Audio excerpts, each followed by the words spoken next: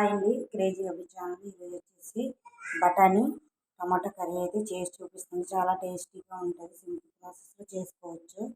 ఇప్పుడు ముందుగా నేను నైట్ అంతా నానబెట్టి ఉంచుకున్నానండి. ఇవి నెక్స్ట్ ప్రాసెస్లోకి అయితే వెళ్ళిపోతాం.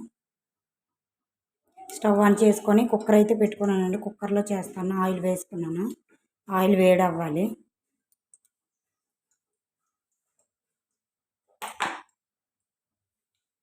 ఇప్పుడు ఇందులోకి వచ్చేసి జీలకర్ర,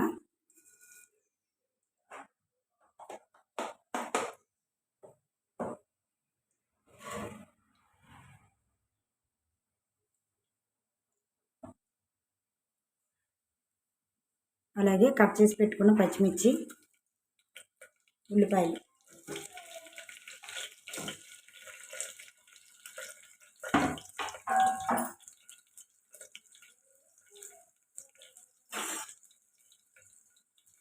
ఇవి ఫ్రై అవ్వాలండి ఆయిల్లోని.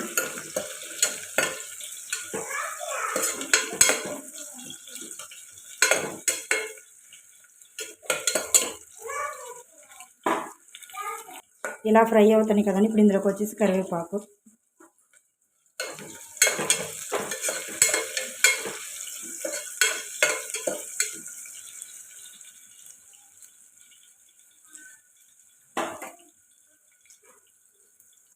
ఉల్లిపాయ అయితే మగ్గింది కదండి, ఫ్రై అయ్యింది. అల్లం వెల్లుల్లి పేస్ట్ వేసుకుంది.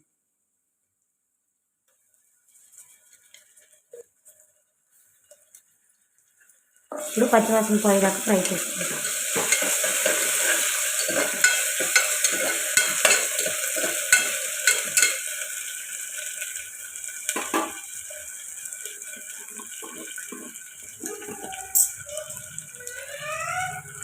అల్లం వెల్లుల్లి పేస్ట్ కూడా పచ్చివాసన పోయేదాకా ఫ్రై చేసుకున్నాం కదండి. ముందుగా నానబెట్టి పెట్టుకున్న బఠానీ అయితే వేసేసుకున్నాం.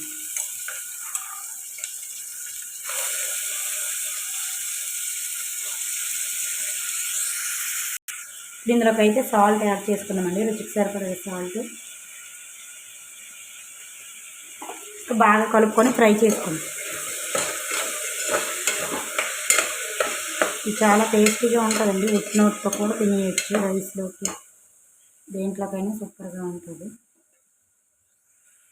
ఇప్పుడైతే మూత తీసి చూద్దామండి. అండి ఇలా ఫ్రై అవుతున్నాయి కదా. ఇప్పుడైతే టమాటా ప్యూరీ వేసుకున్నాం.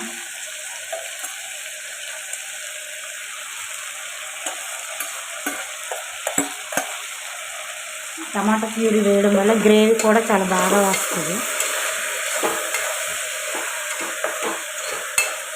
బాగా కలుపుకొని మళ్ళీ మూత పెట్టుకొని టమాటా కూడా మగ్గిన దాకా ఫ్రై చేసుకోవాలి.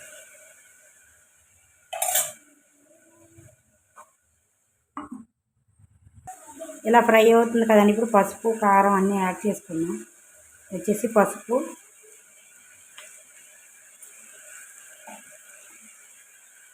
కారం,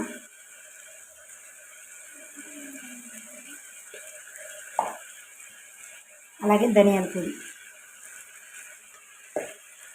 ఇవన్నీ బాగా కలిసేలాగా కలుపుకుందాం.